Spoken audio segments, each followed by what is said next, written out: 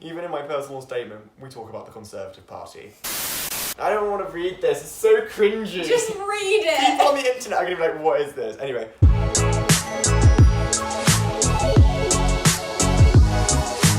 Hi everyone, so Yes. today we are going to be reading our personal statements thanks to popular demand. I hate you all.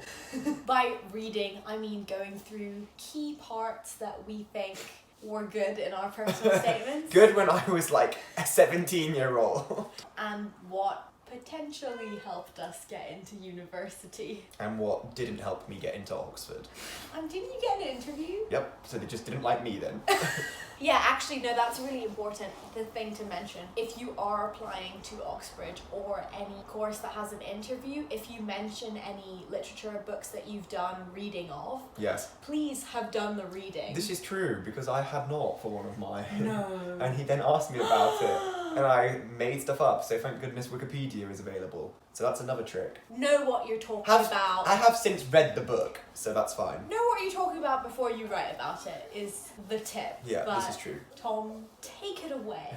Can't even be serious about this personal statement. So I applied for classics. Don't study it anymore, that's a different story. Go through any other video and you'll know why. So I went through 12 drafts of a personal statement. Not just because I changed subjects all the time, but also just because it took me a long time to figure out what to keep in and what to get rid of. So this is the most corny personal statement in the world, I apologise. If anyone wants to read the entire thing in full, I'm happy to post it somewhere, so please let me know. Although I will say, unis do have a no plagiarism. This is true, so I would not Policy. recommend that you actually take this quote unquote. Also, I wouldn't recommend it just because it's not great anymore. I just say take what you can from it and use it to flourish your own. True. Greece, as the birthplace of democracy, has fueled my long-standing interest in classics. Clearly not long enough because I've quit. For a year! As I'm in awe of how an ideal survived so extensively. From a young age, I've been captivated by mythology, and I have been inspired to delve further into our past through fiction. Yet, after my first encounter with Latin at 11, I have grown to appreciate the origins of Western culture from the classical period. So that was my introduction. What do you want me to say? I mean, it's just very Tom, really, isn't it? Yeah. Through studying the role of women in classical societies, I have gained an awareness of the injustices of the ancient world, as underlined by historians such as Sallust and Livy, highlighting the contrasting social and political parallels and differences between life in ancient Greece and Rome and modern civilization. So this is actually the first point that I would recommend. So as part of my course in Loisig, we studied various different historians from the ancient world, and even though we only studied them for like a week each one and only like learned basics for each one, name dropping, it helps a lot, I think, with personal statements, provided you can have some background information, because it shows that you're a really like well-read person in that sense, and shows that you know more than just like the basics. And also, if you have like a coherent theme running out for you throughout your personal statement, I think that helps as well. So like everything that I wrote about to do with the classical world, I then tried to link back to modern society to show like that I'm such a keen fan of classics, I'm going to defend it all the way. Hashtag woke.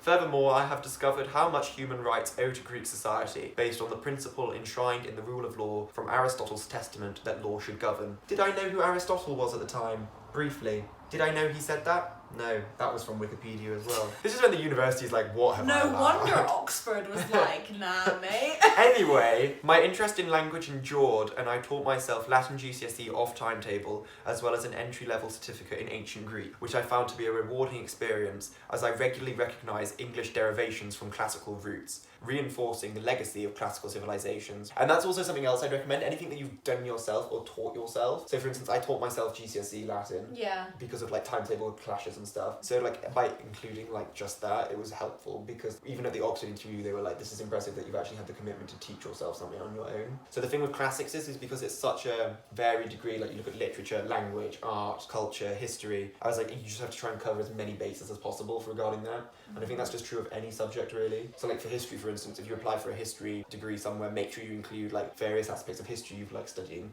but also like engagement you've had with direct primary sources. Yeah.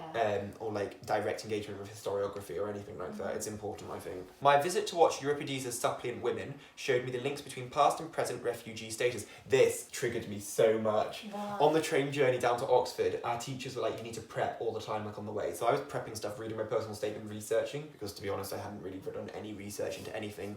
I wrote the wrong play. It's not by Euripides. So there is a play called Suppliant. This is for all the classicists out there. There is a play called Suppliant Women, which is by Euripides. It's not the one I went to see. It's not the one I'd read. It's the one I hadn't even known about. I actually was talking about Aeschylus's Suppliant Women, and I literally was on the train like, oh flip. I am on the way to Oxford and had like no information about this play. Luckily, they never asked me about it. And also, luckily, having done research, it kind of still, like, my point was still kind of relevant. But that actually scared me so much. Also, what the heck, my school, for not realising that at some point along the course. 12 drafts, it clearly needed to be 13. I felt compelled to read Homer's Iliad to compare its passionate and violent style to that of contemporary verse from my study of English literature. So again, let you link in the different subjects you take. And as such, my EPQ centres on the Homeric style, which I hadn't actually even started by this point, so I made all of that up as well. To be fair, I added like work experience that I haven't done. Oh yeah, 100%. We'll get to that. Inspired by the pathos of Homer's verse, I wrote a critique of the gods' roles and depictions to assess their malice, as I found their interference frustrating and the cause of the heroes' despair. FYI, Hera is a bitch.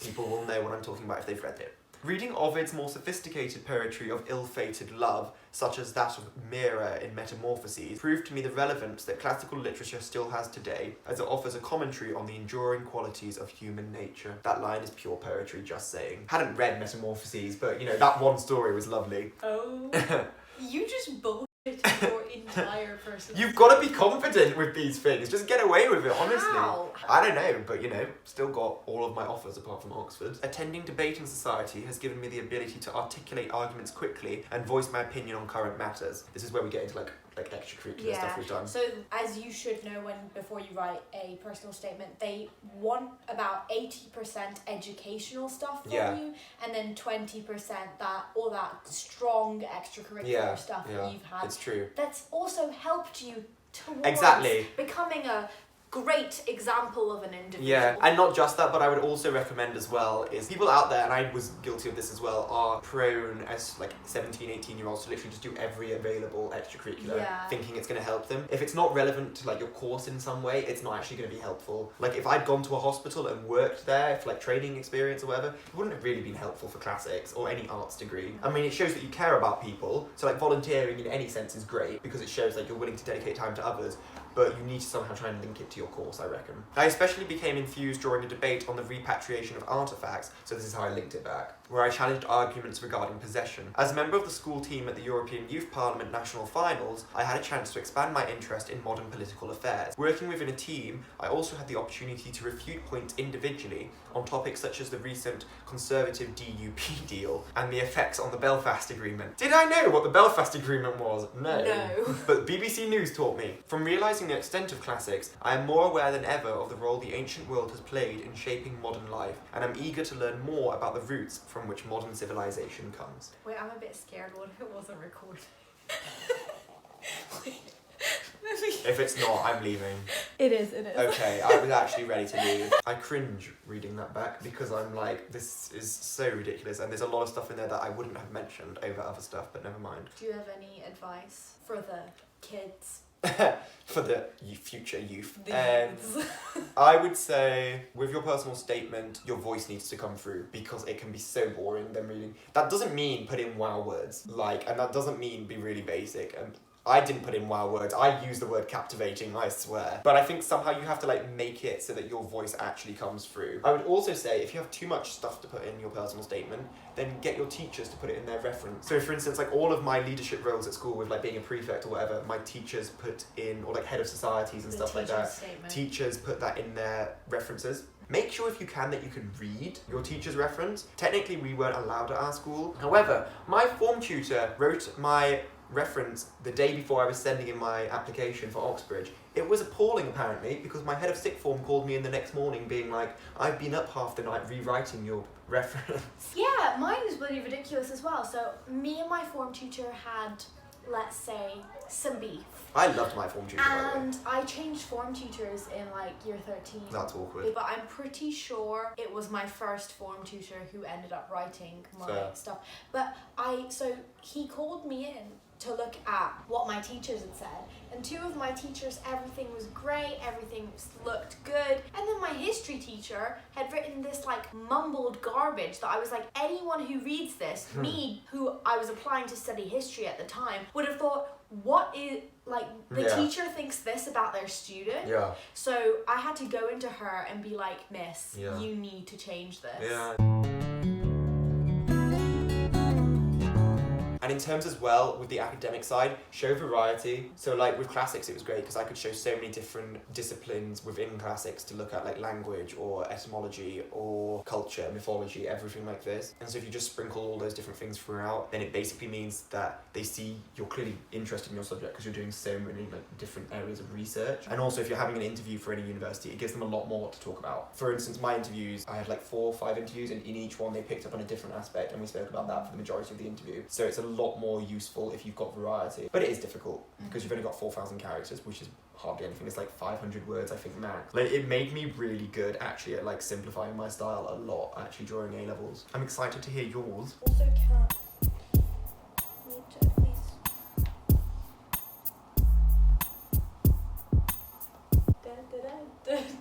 Oh, shut up.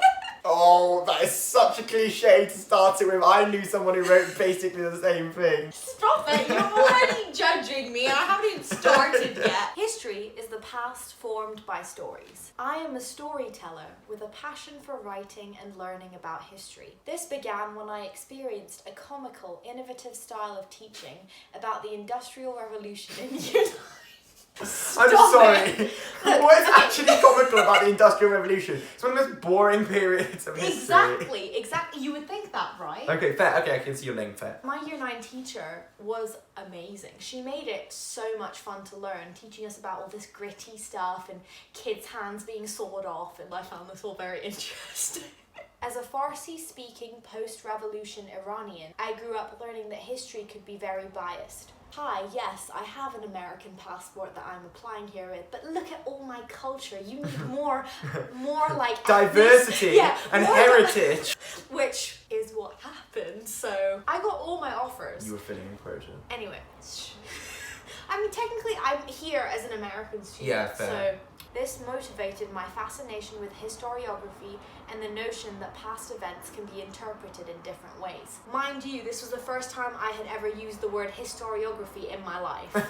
I particularly enjoyed the postmodernist argument that history is subjective, consisting of varying degrees of fiction. Furthermore, my own parents' recollection of the Iranian Revolution has left a strong impression on me because of the difficult trials they faced. As a passionate historian, I am excited to challenge and develop my skills in analysing interpretations of our past. Expanding my historical knowledge by reading extensively beyond the A-level syllabus is a natural part of my personal life. That's such a lie. No, it's not though. Oh, fair. It's you I we're read talking. a It's lot. you we're talking about. So actually, I bet it's not a lie. I live and breathe Oh my god. I bet you wrote that being like, oh, I'm so proud of this. I feel like people didn't actually read our personal statements. They can't have. I don't know how I got into places. They had to. I live and breathe. Let me say it. It's corny. As an international student, visiting various countries influences my choice of historical literature. This summer, while in Cyprus, I read The Greek Myths by R. Waterfield. I became aware of the widespread influence of myths, evident in worldwide cultures and religious beliefs today. Exploring myths led me to read Robin Hood by J.C. Holt, which, by the way, is a great book. I recommend that to everyone. Which sparked my curiosity to understand the link that Holt establishes between history and literature, that one event could have numerous possible accounts. I feel like, so I did apply for history, but now that I'm doing a joint degree, it's made me realize how much literature is actually in this personal statement, and how much the history that I'm interested in is to do with literature and like oral tradition and stuff like that, and mythology, which is all literature. One thing I would recommend is if you can get someone older, whether it be a parent or someone who's done this before, to help you out in order to have these sentences so compact and tight, taking away words. So like, for example, the next sentence, intrigued by ancient history, like things like beginning with those Begin with verb. powerful Always words. begin with a verb. Yeah, Intrigued by ancient history, I have studied many documentaries on the origins of the Persian Empire, which, in the past, advocated a tolerance for all cultures and religions, as well as the equality between the sexes in the workforce. German studies introduced me to core texts and materials from Nazi Germany and Lutheran liturgy, which enhanced the research for my A-level history. English literature confirms my interest in classical literature, analysing works of Shakespeare and Bronte, and discovering more about these historical periods. Writing about history brings together my interests in literature and researching historical events. Music is an integral force in my life. Spending time playing the violin has not only taught me commitment and let that fade. By 16, I achieved my grade 8, became a teacher of violin, and to this day attend a local community orchestra, and I'm in symphony over here. Working as a voluntary teaching assistant affirms my love for history, giving me the opportunity to inspire young people. History repeats itself, first as tragedy, second as farce. It is important for society to reflect on Marx's words and act. I cannot believe I quoted Karl Marx in my personal statement. This is also so indicative for personal statements. Personal statements repeat themselves, first as tragedy, second as a farce. I plan to use my historical voice to help shape humanity's future. Did you take that from like the UN website or something? No, that was my idea. No, I like it too. Advice? Yeah, I didn't mention a lot of stuff that I did extracurricular wise, such as like Model UN, D&V, things like that, House Captain, things like that. Your sentences should flow really well together, and including those verbs at the beginning of your sentences, even using I, but making it interesting is really important. I know people say that the personal statement may not be the most important part of your application, but look at it this way. Anyone could have your grades. The majority of people here probably have our grades. I got an offer for 3 A's. I was predicted 2 A's and an A star, and I got 2 A's and a B, and I was still accepted here, and I think it's because of my personal statement. Literally, if you're applying to a top university, the likelihood is that everyone applying has been predicted the same grades as you, and until you get those grades, they're not your grades. Authentically, you should be yourself, but the best version of yourself. So don't be yourself. No, be yourself, just the best version of you. Yeah. And if, for example, a lot of my friends who did sciencey subjects, who weren't that good at English and how they should phrase things and stuff, I edited like at least 7 other people's personal statements. I'm not saying, you know...